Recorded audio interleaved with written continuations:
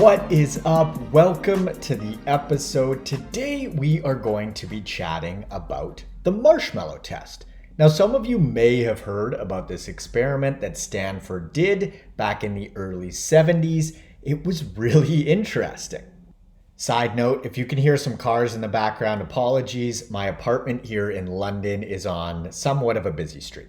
So, the experimenters got a bunch of kids and gave them two options. They could have one marshmallow right away, or they could choose to wait 15 minutes and they'd get two instead of just the one. And what they found was that the children that waited for 15 minutes and received two treats instead of just a single tended to have quote unquote better life outcomes, measured via SAT scores, educational attainment, and BMI, which is body mass index. Now, BMI isn't the best measure for all folks because it only uses your height and your weight. And so if you carry around a decent amount of muscle mass, it doesn't factor that in because it just uses a crude measure of weight as opposed to differentiating between muscle mass and fat mass. However, for general population folks that aren't overly muscled, BMI is a pretty darn solid measure of whether you're of a healthful weight or not.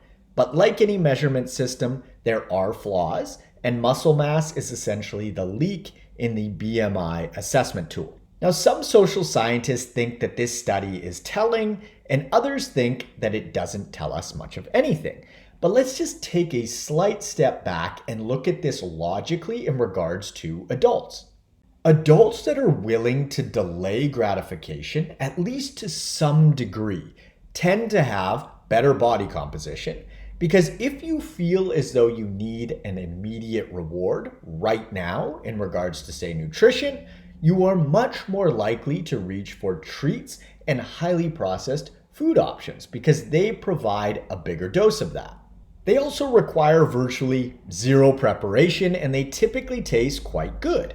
However, they're obviously far from the healthiest options, and your body composition, health, sense of well-being, cognitive function, etc. is all going to take a serious hit if you eat these foods on a super consistent basis. The same deal applies to alcohol and drug intake. Because drugs are basically the definition of an instant reward, right? You feel great right away, and then you pay the cost on the back end, i.e. a come down, hangover, you name it. If we look at delayed gratification in terms of financial stability, you can totally get your paycheck, spend it all immediately, and have a blast. Or you could invest some of your income and earn compounding interest, or invest in a property or your 401k, retirement fund, anything really that gives you some cushion and sets you up for better financial stability down the road versus living paycheck to paycheck. If you want to lose fat, you're going to need to make some adjustments in terms of your current lifestyle, which are time and effort investments.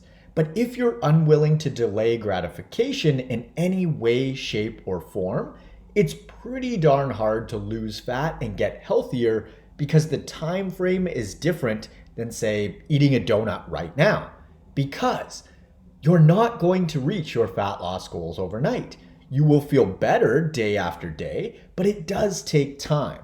Whereas an instant hit of a tasty treat on your tongue rewards you right now.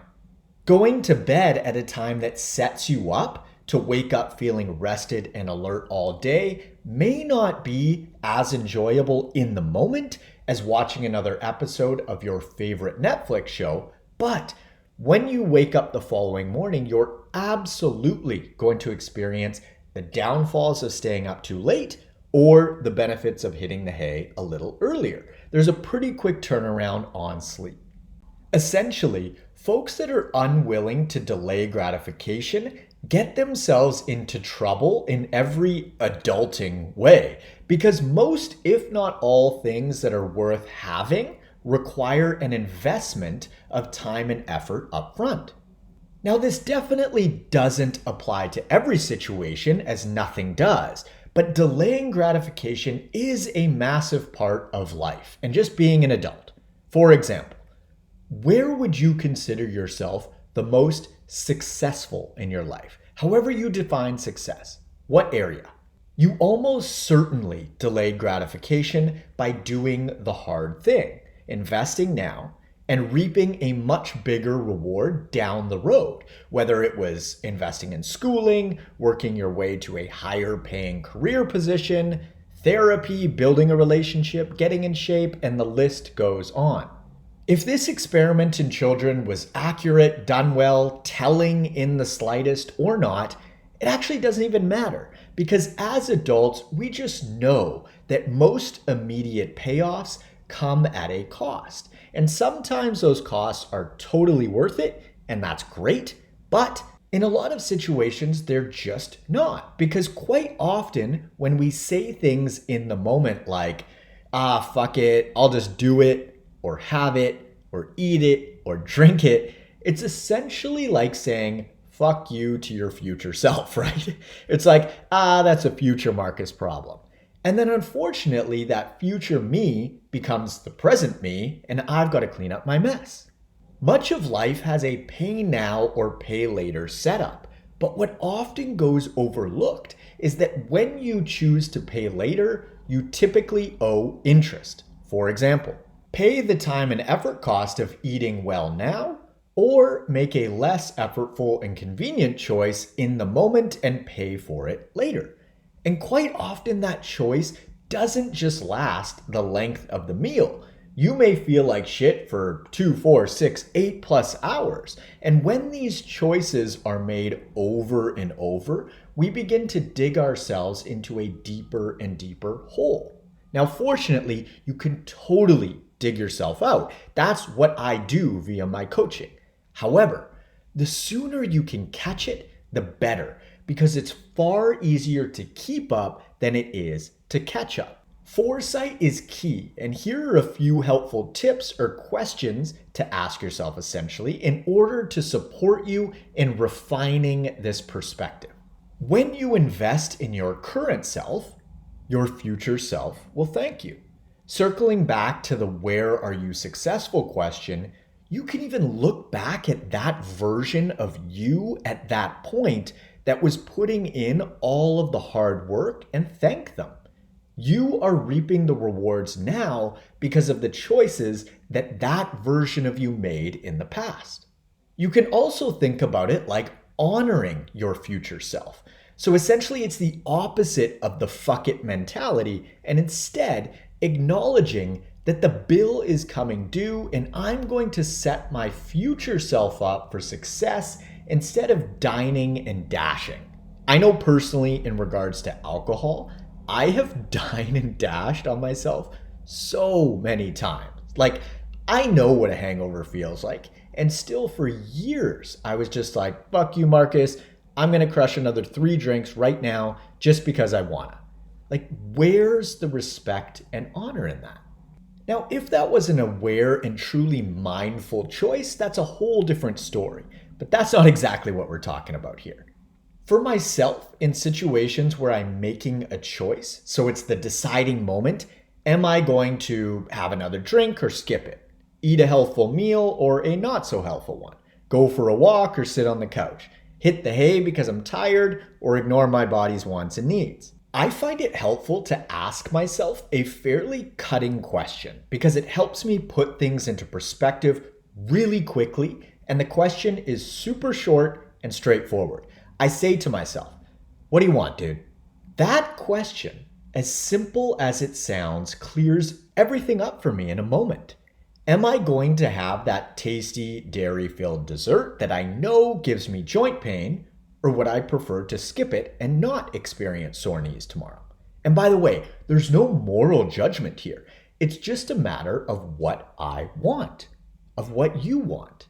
Maybe I look at my step counts for the day and they're quite low. Am I going to put the effort in and go for a walk, or am I going to opt out and most likely feel a little stiffer tomorrow and not sleep quite as well tonight? Are you going to choose a fat loss friendly meal option that's congruent with what you say that you want, or are you going to say fuck it and just order in? There's no right or wrong answer, just choices with consequences attached to them. And in the vast majority of cases, any single choice is not going to be make or break. You don't need to apply endless amounts of pressure on any one choice. However, the choices that we make consistently quite literally shape our lives, aka you are a culmination of your thoughts and habits, which is super cool because you are the only thinker in your head and no one controls your habits and behavior but you. If you're interested in applying for one-on-one nutritional coaching and or workout design with me, you can click the link in the description below or head on over to n1fitness.com/coaching. On Instagram, I'm at N1Fitness. On TikTok, I'm at the N1Fitness. And on YouTube, I am at Marcus Sadu. Leave a review on your podcast platform of choice if you got value from this episode, and be sure to hit the subscribe button. Thanks so much for tuning in. I hope that you found this episode useful, and I will catch you on the next one. See ya.